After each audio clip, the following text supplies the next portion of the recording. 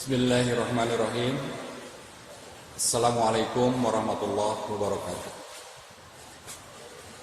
Halo sahabat, selamat berjumpa lagi. Mudah-mudahan sahabat semuanya dalam kesempatan ini tetap ada dalam keadaan sehat walafiat. Allah selalu memudahkan segala urusan kita, dan kemanapun kita pergi, semoga Allah tetap menyertai kita, membimbing kita untuk melakukan kebaikan. Baiklah, dalam kesempatan ini saya akan membuat satu video tentang cara mensikapi orang sakit.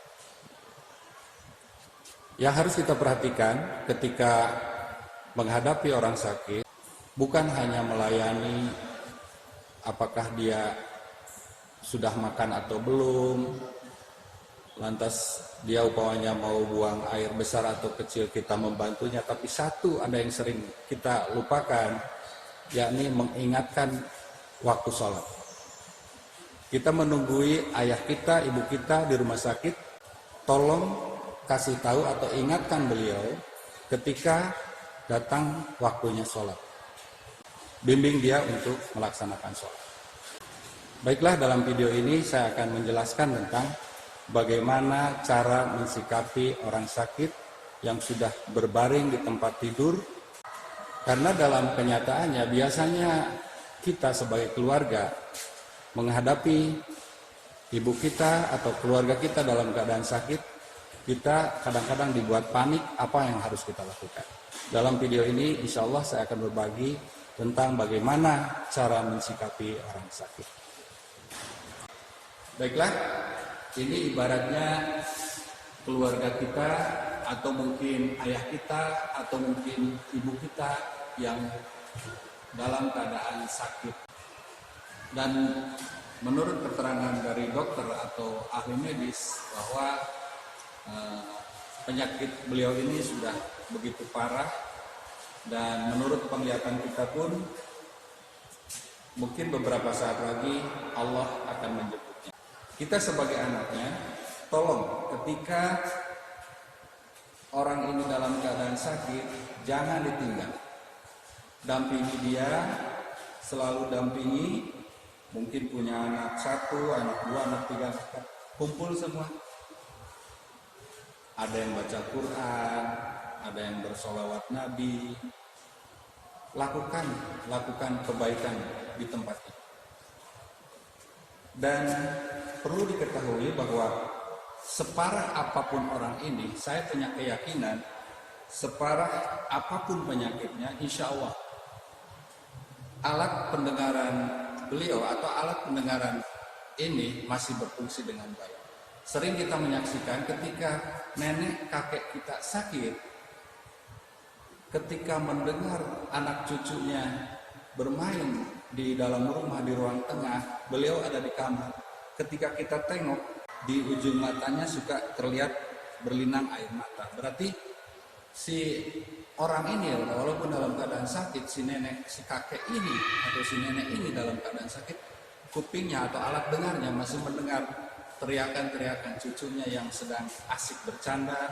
Dia dalam hatinya ingin ikut nimbrung bercanda dengan cucunya, tapi apa daya karena dia dalam keadaan sakit. Maka dari itu perbanyaklah kalimat thayyibah. Di samping bacaan Al-Quran, di sini semua anak cucunya baca Al-Quran semua. Kita bimbing untuk mengucapkan kalimat La ilaha illallah. Karena janji Allah, barang siapa ya ketika Ijrail mencabut nyawa, lantas dia mengucap kalimat La ilaha illallah, dakhala jannah, dia akan masuk surga. Apa susahnya sih kita membaca La ilaha illallah? Mungkin seperti itu. Memang mudah mengucapkan kalimat La ilaha illallah. Itu adalah kalimat yang mudah, tanpa menggunakan bibir pun akan terucap secara jelas. La ilaha illallah, la ilaha illallah, itu akan mudah. Tapi ketika sedang najah, ketika Ijrail sudah datang, itu semua kekuatan setan itu akan tumpah di tempat itu, akan berupaya menggoda orang ini supaya tidak mampu dan tidak sanggup mengucapkan kalimat la ilaha illallah. Si setan merasa rugi seandainya si orang ini mengucapkan kalimat la ilaha illallah karena jaminan surga. Dia nggak mau manusia masuk surga karena maunya setan, maunya iblis itu manusia itu jadi pengikutnya. Nah, jadi kita sebagai anaknya, sebagai cucunya, tolong bacakan terus la ilaha illallah, la ilaha illallah. Yakin bibir si nenek, si kakek ini dia ikut bergerak mengikuti apa yang kita ucapkan.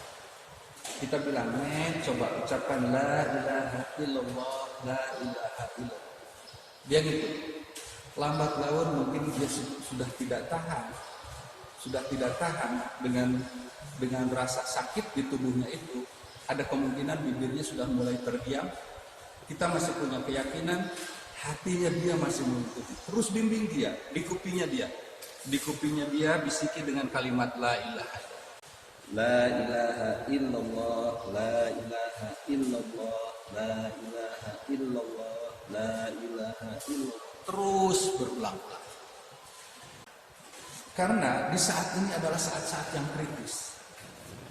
Si setan ini mengeluarkan semua kekuatannya. Ada yang menyerupai ibunya yang sakit ini.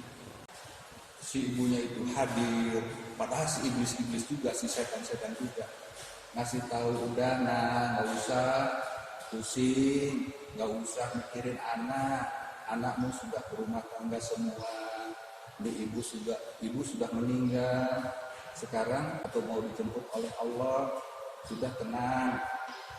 Terus memberikan wejangan-wejangan yang bersifat positif. Kalimatnya iya positif, tapi tujuan akhirnya supaya orang ini lupa kepada Allahnya dan lupa mengucapkan kalimat tauhid itu, mengucapkan la ilaha illallah, lupa. Nah, setelahnya kita bimbing terus mengucap la ilaha illallah, ijra'il mencabut nyawa ketika dia menghembuskan napas terakhir mengucap la ilaha illallah, lantas dia meninggal. Kita bukan berucap syukur, maksudnya ya ada satu kebanggaan buat kita. Mudah-mudahan upaya kita menyaksikan secara langsung nenek kita, kakek kita meninggal dengan mengucapkan la ilaha illallah, dengan harapan mudah-mudahan mendapat ampunan dari Allah Subhanahu wa taala dan masuk surga. Nah, setelah yakin bahwa nenek ini meninggal, kita bisa melihat denyut nadinya atau detak jantungnya, atau merasa masih kurang yakin untuk meyakinkan apakah dia sudah meninggal atau belum. Kita bisa memanggil ahli medis untuk membuat kepastian apakah dia sudah meninggal atau belum.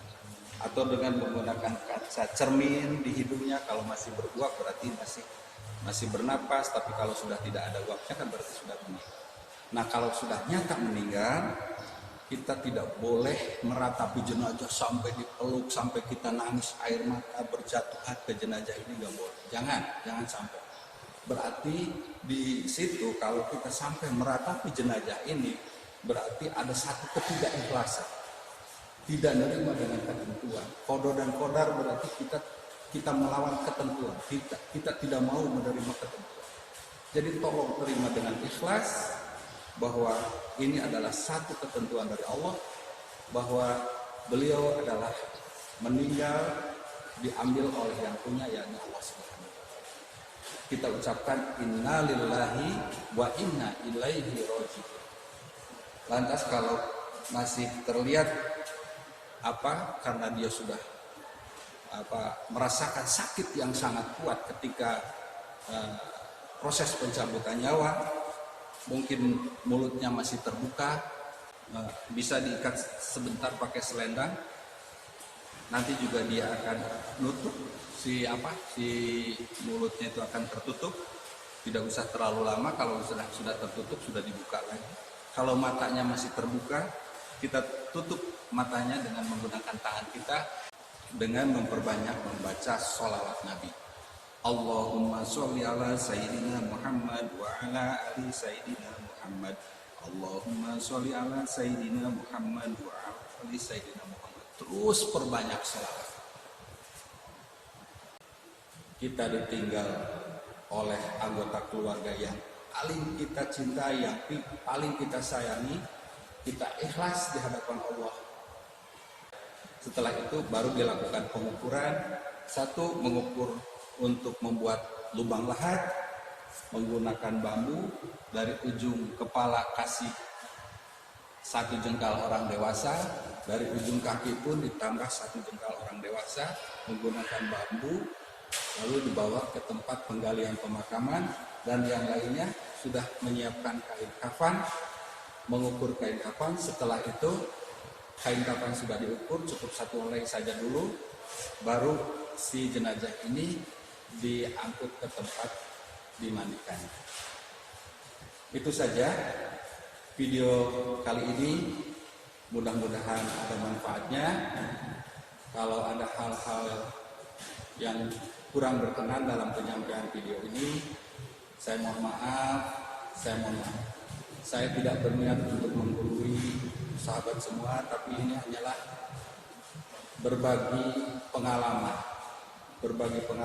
Mudah-mudahan ilmu yang sedikit ini bermanfaat buat sahabat semua.